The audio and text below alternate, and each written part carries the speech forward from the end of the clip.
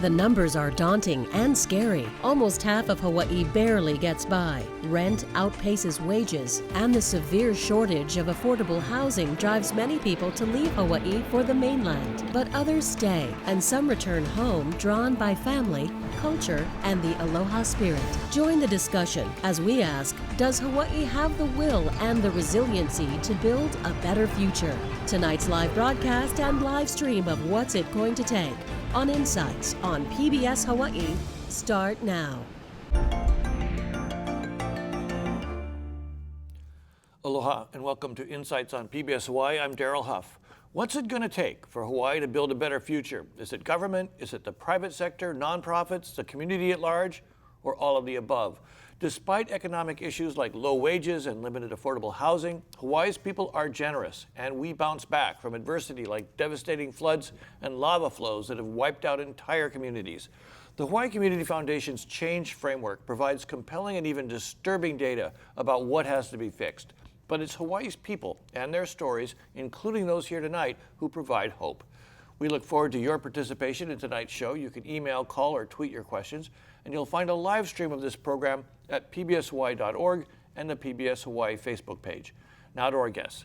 Lindsay Haraguchi Nakayama was born and raised on the North Shore of Kauai. She is a fifth-generation farmer on a 100-year-old farm and co-owner of Hanalei Taro. She has a master's in business administration and is working on a doctorate in education. Her family survived Hurricanes Eva, Iniki, and the historic floods of April 2018. Christine Gaspar was born and raised in the sugar plantation town of Pauilo along the Hamakua coast on the Big Island. She's a graduate of Hawaii Pacific University on Oahu. She's on the board of the Society of Young Leaders, a volunteer group for young professionals, and considers her service an investment in her community.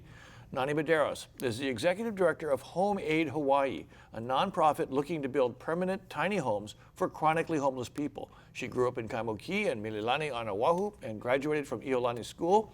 She has worked in state government for leaders in both the Democratic and Republican parties. And Josh Stanbro is Honolulu's Chief Resilience Officer and the Executive Director of the Office of Climate Change, Sustainability, and Resiliency. He earned a law degree from UC Berkeley, once headed the Hawaii office of the Trust for Public Land, and lives in Palolo Valley with his family. I'd like to start, though, with Lindsay. Tell us about that flood, and how are you doing now? I mean, we all saw those pictures of the basically buildings and vehicles just being swept away. Yeah, I think for the community, not just the North Shore of Kauai and Hanalei, but other areas like Koloa also got affected, as well as parts of Oahu that got affected. I think it's part of the slow journey to recovery. There's a lot of families that still have to rebuild homes, right? The logistics, roads are still being opened. So for our family, we're working every day to be able to continue farming. Our priority is to provide food for the community. So right away, even though all of our young lo'i fields, right, all the huli, the seedlings that got washed out, some of the few fields that did survive, we had to sacrifice them. So instead of waiting till 16 months when it would be great at harvest, we would have to harvest some of them earlier, so that when we harvest, we collect huli seedlings to plant into the next field. Otherwise, not only will the state of Hawaii have a huge shortage, but there might be periods where taro would be very scarce. What kind of response did you get from the community to the needs that you had? I think Hawaii and Kauai's community, we're all very much, everybody's going through it. You're working together. Everybody tries to be as positive as possible. I think in any challenge and also in a natural disaster, you really see people's, integrity, right? Their character when people reach out and try to help. And of course you see all sides, right? But we want to definitely continue to promote the positive aspects, right, of the community coming together. Christine Gaspar, you came from a small town on the Big Island, and but now you're here on Oahu and thriving here. But tell me a little bit about this group that you're involved with. It sounds fascinating. It sounds like it's grown quite a bit. A lot of people are excited about it. Yeah, I mean, it's a Society of Young Leaders. It's an affinity group under Aloha United Way, and it's basically just getting young professionals to start giving back to their community, start getting them to be involved, and helping them find their passion and so forth. So we go by 3 pillars: give, serve, and learn. And giving is basically donating our time, donating needs that the community, fundraising and so forth. And then our serve part is our volunteer aspect, where we volunteer at different nonprofits throughout Oahu, and that sort of give members a way to sort of learn about the different things that the nonprofits do, and at the same time learn about issues that are going on in our community.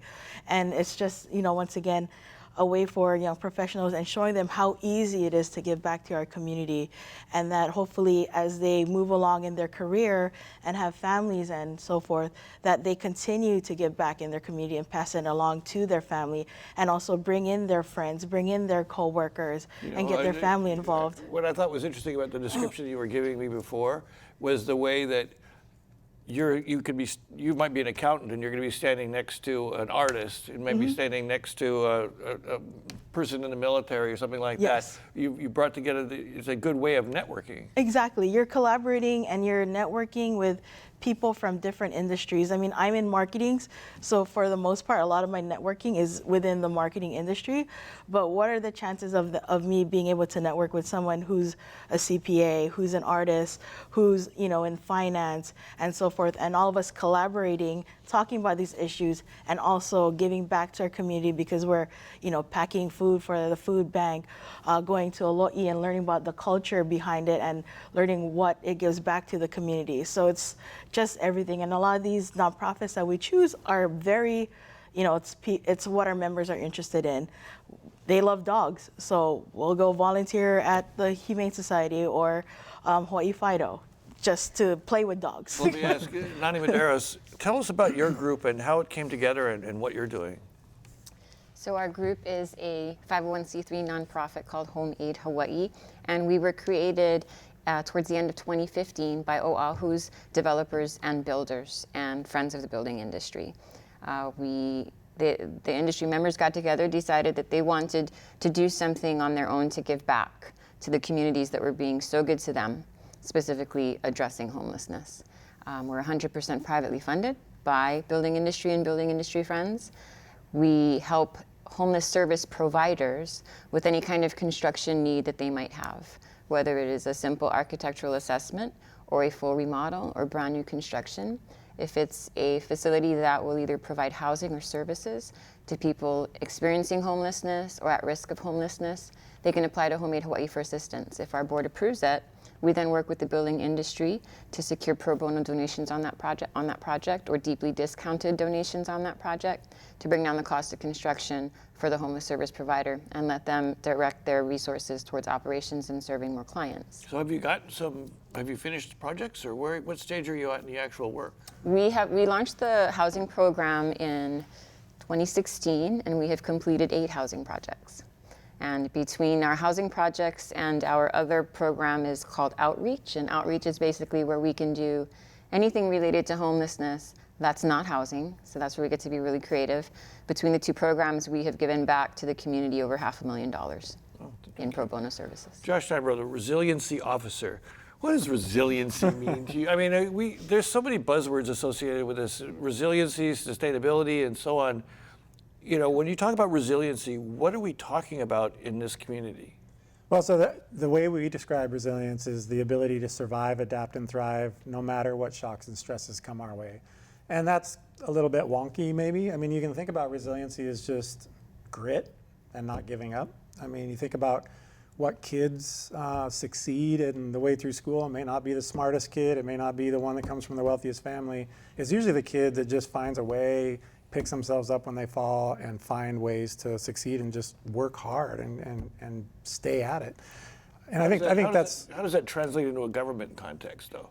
Oh, well, I mean, it across the board. I mean, I think governments are having to be more resilient as we go forward. I mean, obviously, climate change is something that we work on every day, and they throw lefts and rights and uppercuts, at communities, whether it's flooding or whether it's, drought or even the sort of the sap, with sea level rise and finance, right? It can sap your finances over time. So I think governments are having to get more creative about how they can adapt on the fly and how they can look over the horizon at what the challenges are coming, because the more resilient we can be, then the more we have a good chance to stay and thrive in the place that we love. So the theme of this program and the last two programs that we have is, what's it going to take, to actually repair something? And I think for a lot of people in Hawaii, the question becomes, well, can change even happen, right? Because, there's so many competing interest groups, there's so much power struggle. Sometimes, and we've been going through some of the last few shows, we were talking quite deeply about some of the problems that we have. So within the Hawaii Community Foundation's change framework, they asked this question, can change happen?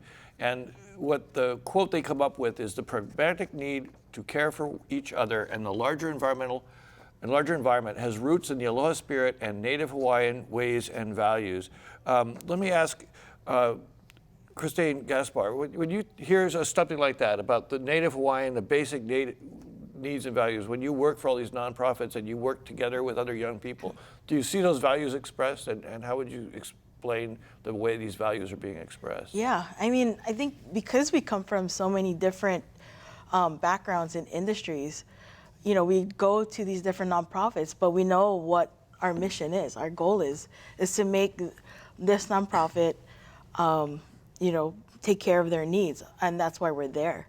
Is to make sure that, if we need to help build a home, or if we need to get school supply drives, everyone is, I try to make sure everyone who's like a leader within their community or within their company to be like, this is our main goal.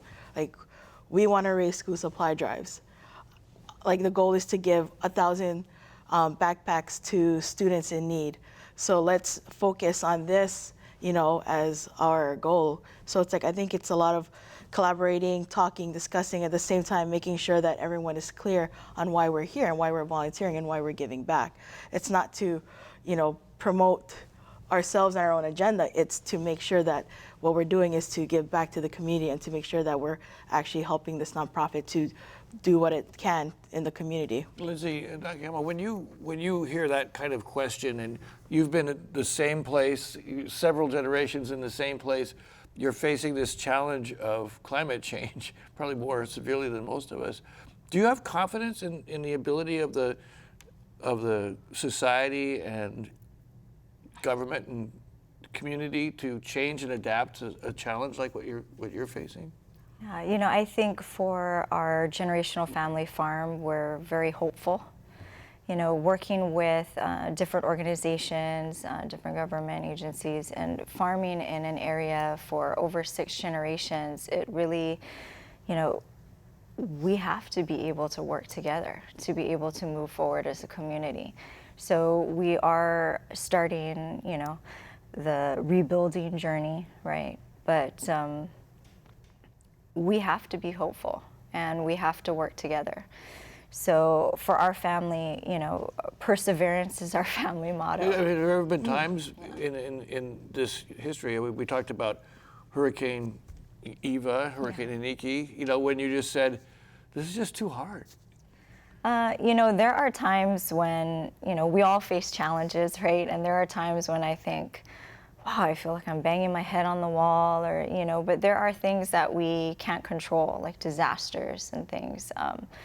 But when I look back on how much my parents have sacrificed and worked hard for, my grandparents, my great-grandparents, and generations prior, it kind of makes me think, well, I can't complain, right? I can't, think this is difficult because they went through a whole lot worse, and everything that they've sacrificed. So I can't, I don't want to be the generation that said, oh, I can't take it, I got to give up, I got to be the one that, has to persevere as well. So even doing flood evacuation procedures from 6 years old, I was on one tractor, my father was on the other. And, you know, going through it, you know, as a kid, I was like, oh, this is awesome. You mean flood evacuation, like cutting holes in walls so water can get out? I mean, like jumping on tractor equipment, evacuating, you know, of course, when a flood hits, people are priority first, right? The next thing we evacuate is the huli, the seedlings, because if they get washed away, you know, it's difficult to... So you're out there in the driving rain? Yeah, the with rain's water coming sideways. Water's coming up. Wow. Yeah, so I don't have my boots or, you know, any of my harvesting equipment. Let me ask Josh, you know, when you hear that story, you know, they're on the cutting edge of the threat that you're probably most concerned about, you know, climate change. She's been through it. She knows what she's getting, but most people haven't really been through it yet. Do you think that, are you confident that there is the ability to change in advance without having to go through that in this community? Absolutely. I mean, I think, you know, when we see, my brother actually lives in Kalihivai, and, you know, they woke up and stuff was getting washed away. And, you know, when you see the houses that made it, they were up on poles and people were on their decks as the waters were going underneath. And, you know, codes change, we learn from things, we build houses differently, we locate our electricity up higher so it doesn't short out.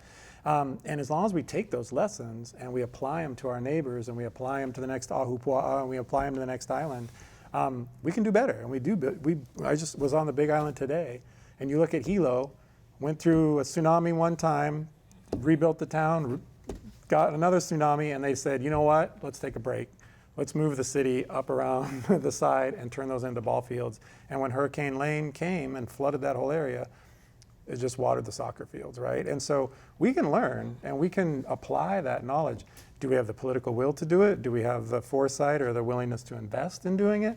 You know, that is the question. But I think, you know, when we see what happened in Puerto Rico, we see what happened in the Bahamas, people say, you know, there, but for the grace of God go I, right? In terms of our island brothers and sisters going through this, we need to learn. And I see that. I see that awareness. When we talk to policymakers, they know. Let me bring up a question from a caller.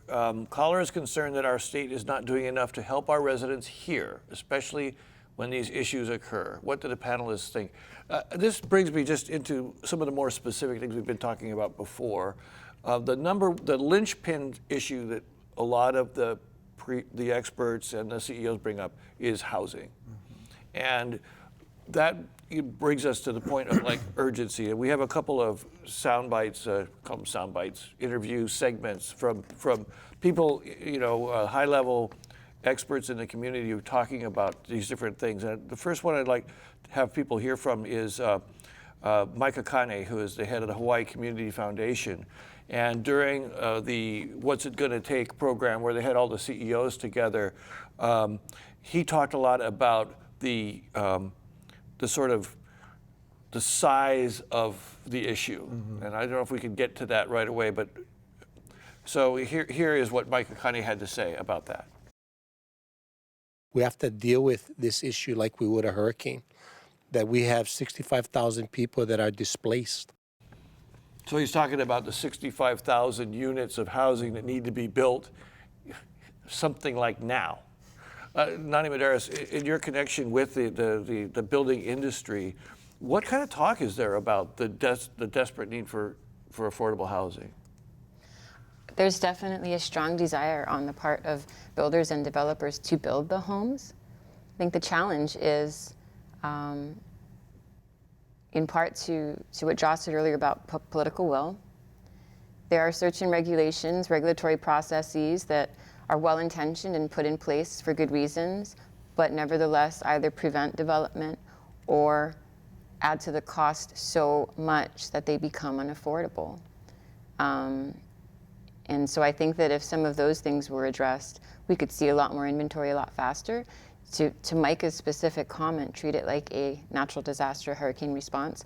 Well, for natural disasters, there is a process in place for the state to respond rapidly. And if we could do something like that so that we could turn out houses rapidly, I am confident that developers would step up and absolutely want to build.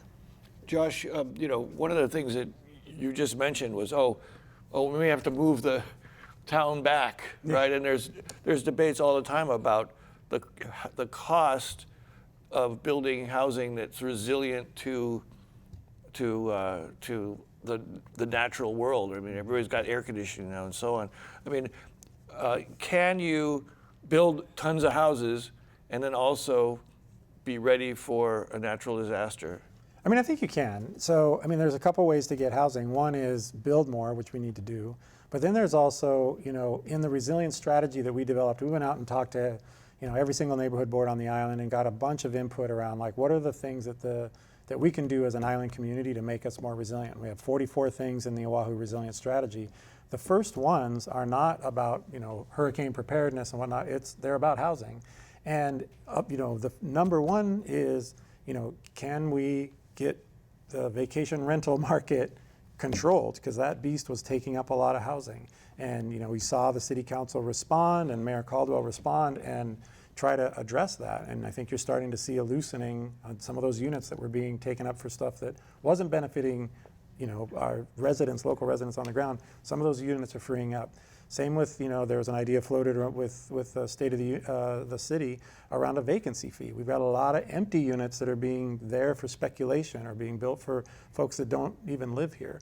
So can we put a fee on that like Vancouver did in British Columbia and begin to move some of those back into the rental market, or begin to fee those so that we have money for an affordable housing fund to help Nani and those folks, you know, build those units. And to the question of, you know, can we afford to build some of these units and build them so that they're resilient? The question is an investment one. So you could build a cheap unit and have the roof come off and you're left with no unit again. You know, if you build a few more hurricane clips on it and you build it resilient, it's going to be there in the end. And so, yeah, I do think, you know, there's a little bit more investment in some cases that make sure that that home is there for island residents in the long run. I mean, Christine Gaspar, in your networking with all these young professionals, how often does housing come up? I mean, housing comes up because we have like a few realtors, and I mean, it's for us, we're that generation where, you know, we want to own a home, but realistically, we're like, well, I don't know. And I think that's sort of, you know, the debate of from there, like, do I stay here or do I go to the mainland and get the home that I want, because I want a family to, you know, to raise my kids in and so forth. So, I mean, we do discuss, you know, the issues that are like housing and so forth, or, you know, when we go to like a nonprofit that deals with homelessness and working, you know, with that, and even with the food bank, you're just like, I was like, well, you know, a lot of this stuff could be solved if we just sort of work together and found common ground of, you know, helping these people find housing or treatment to get them, you know, where they need to be so that they can find what they need. There's another big idea that was thrown out. You know, some of these changes that might be necessary to accomplish these things are pretty big changes. And so the CEOs were asked, well, what big idea do you have? And one of them was Colbert Matsumoto, he may be a CEO of something, but mostly we know him as a developer and a consultant, and he's been involved with some housing projects. And he was talking about, well, what simple thing could you do that will change something really quickly? And so he was asked what to do about the fact that everybody wants to build luxury homes. And here's the idea that he came up with. What if we were to all, you know, government was all of a sudden to say that, okay, we've built enough market luxury homes in Hawaii. So let's put a moratorium on building more luxury market homes until we build more affordable homes for the local residents. Nani, I know that you're not 100% expert in the building industry, but I mean, what do you think would happen economically if they did that? Oh. Like, oh. I mean, I'll throw out my theory. I think that what would happen is that you'd have some builders that would probably leave the market because that's what they build. Sure. But then I wonder whether more of the market of the industry would learn and be able to embrace some of the very tricky ways that are necessary to build more affordable projects. Right. So I think I separate luxury from market, and then of course affordable is a little bit less than. And then there's a homeless housing that you're working Sure. on too, right? I think that what Colbert was getting at was was more so from the standpoint of let's prioritize our local residents of Hawaii because they cannot afford luxury necessarily, and if they can, they're probably in the very top 1.5% of income earners. Right. And so, keeping on that focus, that it's about choosing the priority of people we're housing. I would agree with him. Mm-hmm. I don't know what would happen to the economy, but I agree with what you said as well, that people who are just focused on luxury might pull out and leave. But I think there's a lot of local developers that would still thrive and move towards that direction of affordable and maybe even doing more market. Josh, as a person who's in government, do you see a relatively simple idea like that catching on, or what do you think would happen if that idea was actually put on the table at the city council? Yeah, I'm not sure what would happen when you put it on. I mean, obviously, the argument would be, well, we build a certain scale of housing to sort of the margins make up and allow us to build some of the other ones. But I think the idea that Colbert's floating is, can we really just start to look at policies that really advance local residents first, right? And I think you're seeing this is not just in the housing market, you're seeing it in tourism.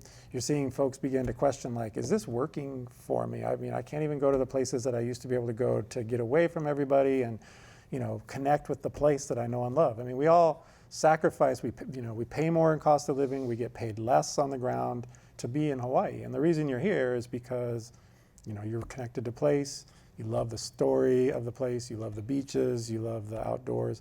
And when you go into those places and you can't even have them to you and your friends and neighbors any longer, I think that begins to take a toll. And so this is a question that is across the board. How do we pivot and make sure that our policies are benefiting local residents first, and then making sure that we can continue to stay and thrive? And I think it's an honest question. Lizzie, as a person in agriculture, you've got property there that probably, if somebody wanted to, could build houses on, right? I mean, do you find sometimes that there's a conflict between the rural and agricultural users and the land use developers who want to come in and put a lot of houses? Do you worry when people talk about a lot of new housing, worry about what's going to happen to the rural areas and the farms? Well, for our family farm, we're in flash flood zone, so I don't think anybody would want to build apparently where we're farming. Stilts, really tall stilts, But we also have about 5 endangered native Hawaiian waterbird species that nest there. So part of the farm is on a U.S. Fish and Wildlife Refuge. So because of that, nobody would be able to build there. But as far as farming and agriculture goes, for sustainability purposes, we need farmers, right? Everybody has to eat. And, the way things are going are, most farmers are my parents' age or older. And if they don't have anybody that they can pass it on to, or if their farm is worth more selling, that's what's happening to not just farms here in Hawaii, but small family farms all over the world. Okay, go back to the theme of this show. What's it going to take? I mean, what do you think it's going to take for that aspect to improve? I mean, food sustainability, agriculture, open spaces. What do you think it's going to take? I think we have to start, and there is a movement too, so we very much appreciate that, to support local farmers. Yeah. When there's a disaster, ships might not be able to come in, for example. During the war, my grandfather and his 2 brothers went to enlist the United States military.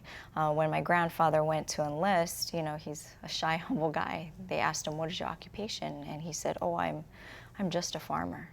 And they said, "No, you're not just a farmer." But instead of just growing taro, rice, and soybeans at that time, they asked my grandfather, "Can you help grow more truck crops, right? Cucumbers, beans, tomatoes," because during the war, there was not a lot of ships coming in, right, to the Hawaiian Islands to provide food. So they said, "Can you help provide, grow different vegetables, help provide food?" So I think we definitely need to start, and there is, of course, that movement to support local farmers and figure out how we can do that, because if farmers can't pay their bills or they don't see a future for their family, a lot of farmers, there's there's not many farmers left in our generation, and we want to be able to preserve that and even grow that, restore it. Is it profitable to be a farmer now? Not enough. It's definitely a 7-day-a-week job for love. I do many different jobs, right? We have our farmers markets, we have our generational, our kids' bedtime. You want to give them a quick call? Yeah. I thought I turned it off. So it's very much, we want to be able to encourage farmers, right? The next generation. So for our farm, we also have a nonprofit, Ho'opulupula Haraguchi Rice Mill Gary Museum. So we preserve agriculture artifacts dating back to the 1800s, but we also teach the children from across the state of Hawaii. And they're able to come in, they learn on the farm, not only what challenges farmers face, but about endangered species, about the environment, how they can help support farmers, and hopefully have them gain interest. There's schools, Kaneohe Elementary School is going to be flying in a couple months. They came last year. There will be over 80 students that will be teaching, and there's some schools here that I fly out to. Kamilawiki Elementary is one of them, as well as Cocoa Head, and it's so interesting to be able to work with them and see their faces, when they appreciate it. We actually had one. I have to read this. Hanalei Taro via Twitter.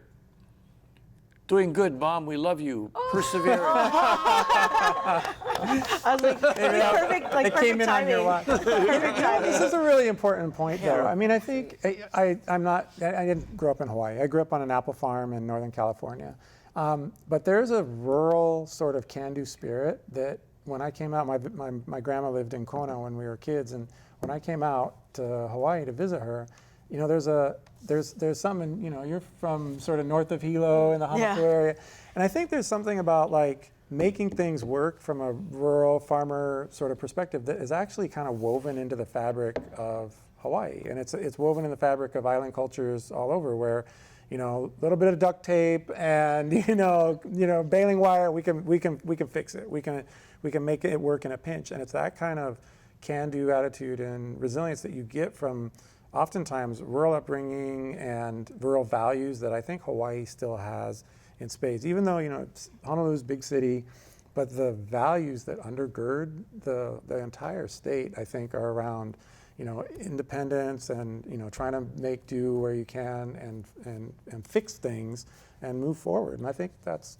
important. A good point, but talking more about what Lindsay was saying, though, within the sustainability resiliency plan, or whatever we want to call it, where does agriculture fit? And the reason I'm asking that is that one of our programs was about health, and the main thing that they came back to over and over again was diet.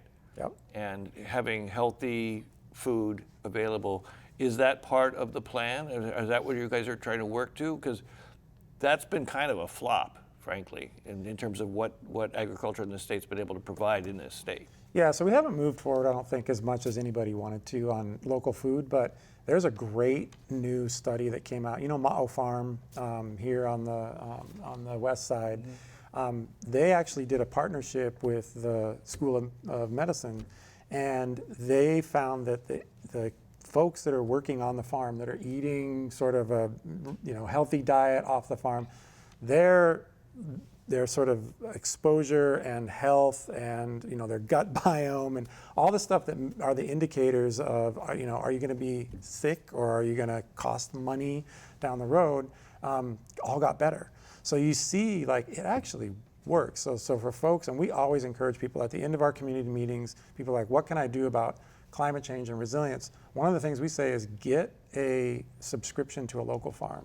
Make sure that you are buying local food if you can, because not only is it better for you and for your health and for your individual resiliency, it's better for the economy, and then it's better in a disaster scenario, because it's better to have food in the ground here available and not have to wait on a ship if we're. Quick question from our viewer. Knowing that farmers are needed to sustain our lifestyle, is there a way to get the government to provide subsidies to encourage more people to live off the land? I know that there are tax incentives to keep land in agriculture, but I mean, is there anything out there along those lines of actually putting government money into agriculture? I mean, I think there's several things that I'll speak for, at least for the city and county. I mean, the farmers get a lower rate on the water from Board of Water Supply. I mean, they really want to subsidize the ability to grow. And, you know, you've got, it's mostly a state issue in terms of state agricultural lands, but you also have the ability to do agricultural easements. Where I used to work at the Trust for Public Land, there's several successful efforts to give farmers money in exchange for saying, well, we're not going to develop the land, we're not going to build on it, so can I get paid to get rid of those development rights and then plow that back into my infrastructure and invest in the place, and that has worked. You know, a couple of questions about the economy, and we talked a lot about the economy. Why aren't people talking about rent control? There's another big idea. Lonnie, you want to take on rent control? No, I don't want to. I'd rather talk about food and farming. Well, you in a prior hat that you wore, you were involved with the public health industry, and so I mean, do you see hope in the health area improving, or through either agriculture or some other method? Absolutely. I mean, I totally agree with I'm not surprised at the study that Josh cited. In that area that I used to work in, we would consider diet, community open spaces, including things like community gardens or farming, as a social determinant of health. It's your built environment and what you do. It's not necessarily just your genetic code and what's happening on the inside of your body. And also, I don't personally associate farming as a job or an industry where you're going to get rich, unless maybe you're like some really, really, really big farm on the mainland. But what I do associate it with, and in the experience I've had with people I've met, including you, even though I just met you, is that it's not about the money. It's absolutely a way of life, and it is one that is filled with so many good values. And really caring about your community. Very selfless. It's about giving, and the perseverance that she talks about, that her kids, tweeted her about. What great core values to grow up with. She grew up with them her whole life. She's passed them on to her children. That's the kind of stuff that our Hawaii is made of, and that's the kind of stuff we need more of. And I think in encouraging people to go into farming, it's not to make money. It's if you want to have a happy life, you care about your community, farming could be the thing for you. At first when I saw this question, I thought it kind of went, duh. But I wanted to throw this at Christine and anybody else wants to go. It says, why is volunteering important? And the second part, how does it change the community for the better? I mean, that's actually a pretty good question. You know? And how do you think, if everybody volunteered a little bit, how do you think it would change Hawaii? Oh my God, I think it'd change, like it would move mountains. I mean, it's just amazing. Like when you can get together, all these different companies. So like say we're doing, a basic needs drive, and and you just realize like, oh my God, if I can get this company, this company come together, all these people, your 2 pairs of socks now ends up being 400 pairs of socks for the community. You bringing 1 bag of school supplies, and encouraging your friends and your family and your coworkers to donate. Now you're giving 1,000 school supplies back to kids who are in need, and so forth. So I think, if everyone just took a little bit of this Thanksgiving, this holiday season, just practice some gratitude and, give back, find a nonprofit. It's as easy as making a Christmas card to a child who's sick, or just visiting and, finding, serving a hot meal. I think it would alleviate, it would just make people feel good. You're just investing in your community. I always say like your greatest return of investment is when you invest in people, because your return of investment is basically priceless. I think we're 10 days away from Giving Tuesday. Right? Yeah. Josh, what does government tend to divide people, or is there a way for government to bring them together in this kind of way? Oh, I think there's totally ways, and I think there's two sides to the volunteer experience, right? There's the giving to people, which enriches their life. But when you volunteer, and everybody around the table who's done it knows, when you go out and you volunteer with other people and you build that bridge of empathy with whoever you're trying to help or the person next to you who's working and you're sweating and doing something good, you feel good when you come out of that, and you feel like, oh, I made a connection with somebody that I may not have empathized with before. I see the world through their eyes now, and man, it's not, rather than just judging and leaving people off to the side, you see what they're struggling with. I think what that does is it builds social cohesion and it builds community strength. And we know that's the #1 tool of resilience. So when you have a Hurricane Sandy or a Fukushima disaster, the communities that bounce back fastest are the ones that actually know each other and pitch in right away and help each other. It's not necessarily who's richest or who's got the best infrastructure. So when you volunteer, I think you're actually strengthening the community aside from just the gift. You're actually building. And I think, government at its essence is that. I mean, we forget that the reason we have government is because we need fire trucks, we need roads, we need police, and if we all kick in a little bit, we get those things. And I think, we've almost forgotten that government is about people working together to give a gift to everybody. I'm sorry, but I mean, that's such an idealistic view. I agree with you, but given the state of our government right now at all levels, sometimes you got to wonder how far they are from that. But that's my opinion. Just hope nobody heard it. Okay, so we got about 10 or 15 minutes more. I want to bring up one of the other big issues that came up in our prior shows was education. And there was a lot of times, because our education system struggles, obviously. We've got 3 people on this panel with, children, young children, growing children. So now we do have a comment from Jack Wong, who's the president of Kamehameha Schools, who was talking about the need for early schooling. And let's hear what he had to say. The greatest inequality starts before a kid even starts kindergarten. And for us, that's a tragedy. So he's talking about the tremendous need for preschool education. Now, you all had kids. Were you able to send your kids to preschool? Preschool? Yes. So we're all sort of, mine too, but half the kids don't have a chance to go to preschool. So, I mean, that is a big resource thing. And I'm wondering if you folks have confidence that people are going to be willing to pitch in their hard-earned dollars to invest in something like that. And is that the kind of thing you can see people investing in? What do you think, just as a citizen yourself? I mean, would you be willing to pay more money to make sure that every kid could get to preschool? Yeah, I think, not only us helping out, but also, there are scholarships available and grants available that need to, be able to be dispersed to the community. For our children, they went to preschool.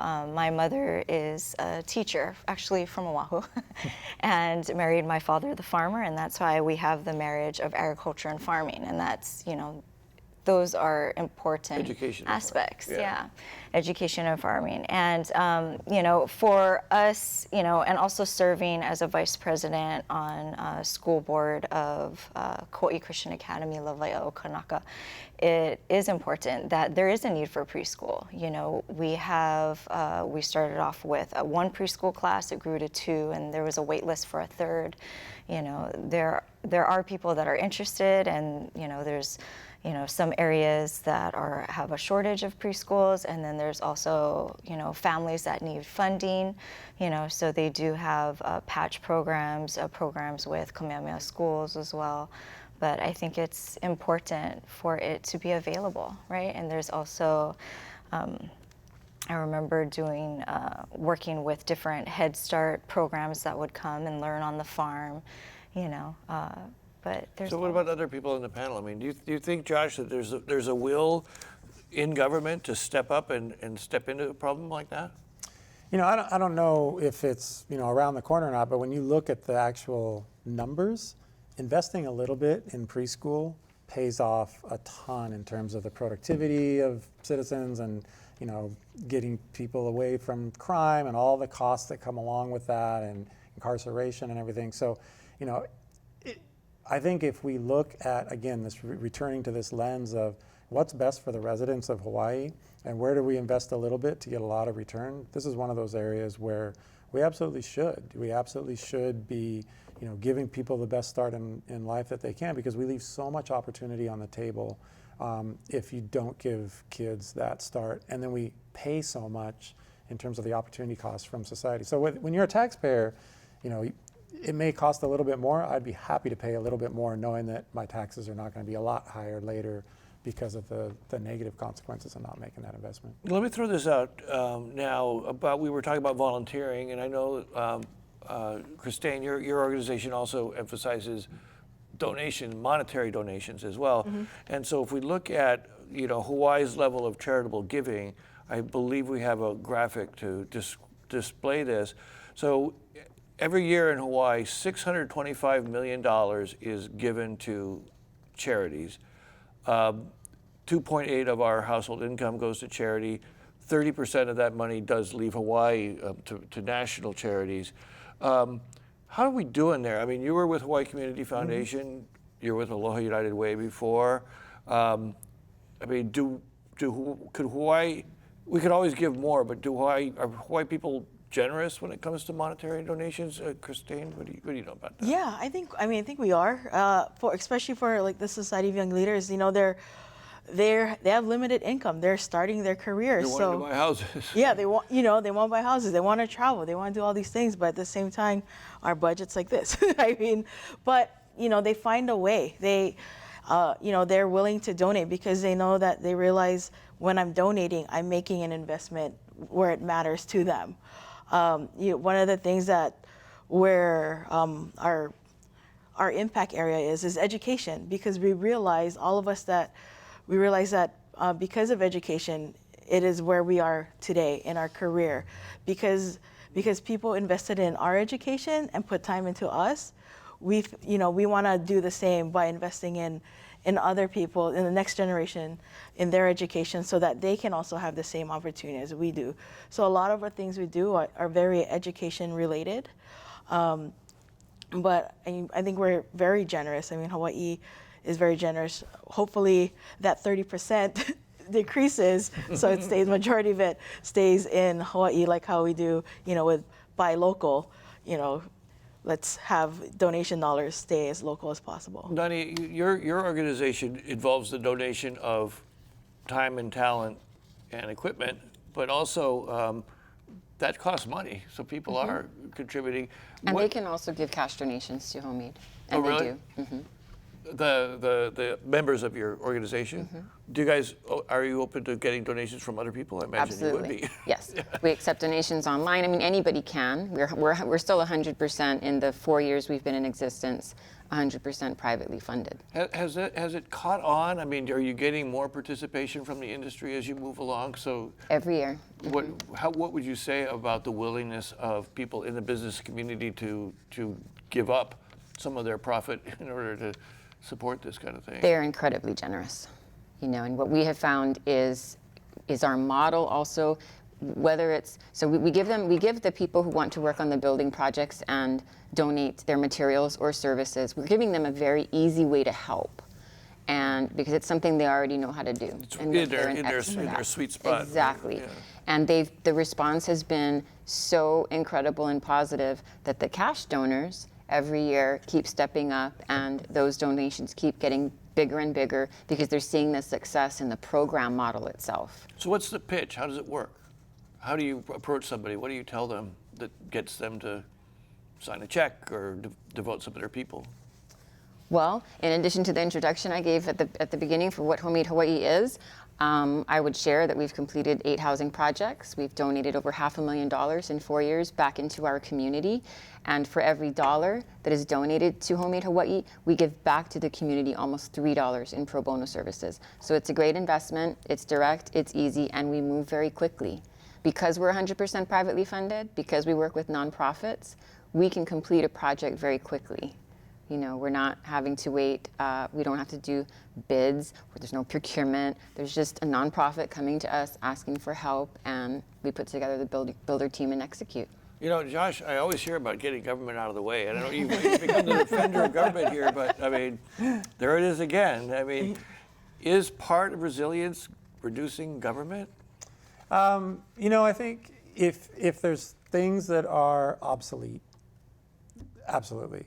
But if there's public health and safety that are on the line, then you know you've got to honor what the role of government traditionally has been, and that's to protect the little guy. I mean, you want to make sure that you know things are being built to a standard, and that's why we have indoor plumbing, and that's why we have you know electrical sockets that don't shock your kids, and all those kind of things. Safe water systems. Yeah, I mean, you want things to be up to standard. Now, if it gets over the top in terms of you know permitting times and things, and I mean, look, we've got to be frank. The private sector, you know, is able to pay more, and the retention rates and the things that we have you know, at the government level, sometimes that slows things down. I mean, you have open positions, and it's tough to hire. And I think those are some of the things that you need to see as an investment too. Like maybe we need to pay a little bit more in order to get things out on time to help. But to go back for a minute to the generosity in Hawaii, I think one of the things that when I was at the Community Foundation that really struck me is that the percentage of giving in charitable circles is higher for lower income households than it is for higher income households. And that to me is just, it reaffirms that, you know, people who are close to the issues are the biggest and generous hearts that we have on the island. And I think that's a value in Hawaii. I mean, we see households that don't have that much give the most to charity. And I think that's reflected in kind of who we are, and that you try to help each other out, that, you know, it's kind of 2 degrees of separation on the island. Yeah, I mean, I think that when people have disasters and have problems, you see yourself in the face of that person, you know. A couple quick comments from the audience. I have no problem with rich people building their luxury homes as long as they live in it, pay property taxes, and support the local community. At least they're bringing money into the state. So, well, as long as they live in it. As long as they live in it, which is a big thing. And then this is a really great question that I think we'll round this out with. What is a better future?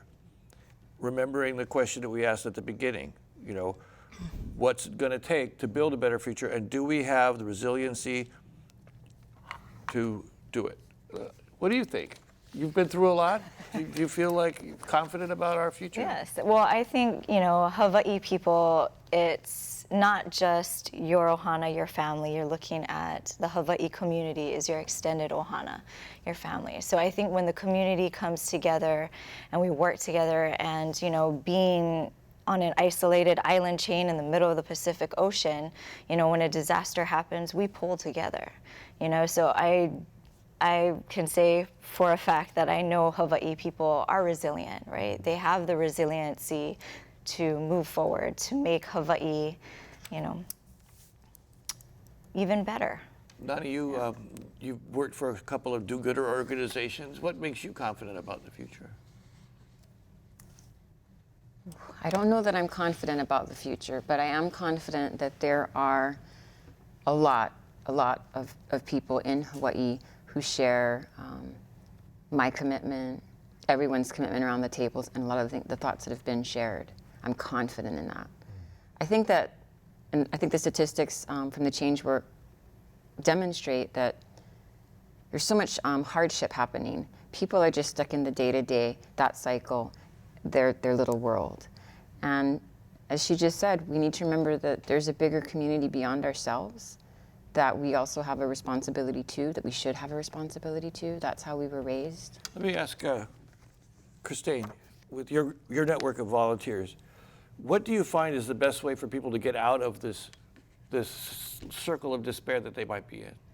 I think it's just, you know, just not being afraid to just go out there. Like if you feel the need to give back, you know, like when you're buying a toy, buy an extra toy, drop it off at, you know, the Salvation Army or something. But I think it's just, you know, be willing to just go out there and just take charge and take action, because that's, you know, one of the reasons why, you know, we care about our communities, because we want to give back. And I think it says a lot about Hawaii and the people with us being resilient, and at the same time the core of our family, our values.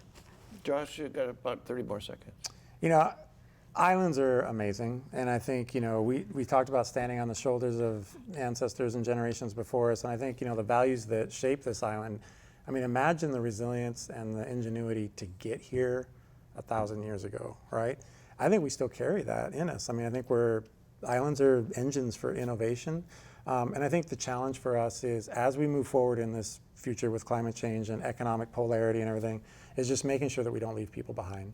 I mean, I think we got to make sure that as we develop new policies, and we got to change fast, Micah was talking about it, as we change fast and try to get more resilient and adaptable, that we make sure we bring the folks that have the least along with us, because otherwise it's not worth it. Well, okay. Well, thank you very much, all of you, and mahalo to all of the folks at home for joining us tonight. And we want to thank our guests individually: Lindsay Haraguchi Nakayama, owner of Hanalei Taro and Juice Company on Kauai; Nani Medeiros, Executive Director of Home Aid Hawaii; Christine Gaspar, lifelong volunteer and a board member of the Society of Young Leaders; and Josh Stanbro, Honolulu's Chief Resilience Officer. We actually learned what resilience means today. Insights will continue to ask, what's it going to take in future shows set for next spring?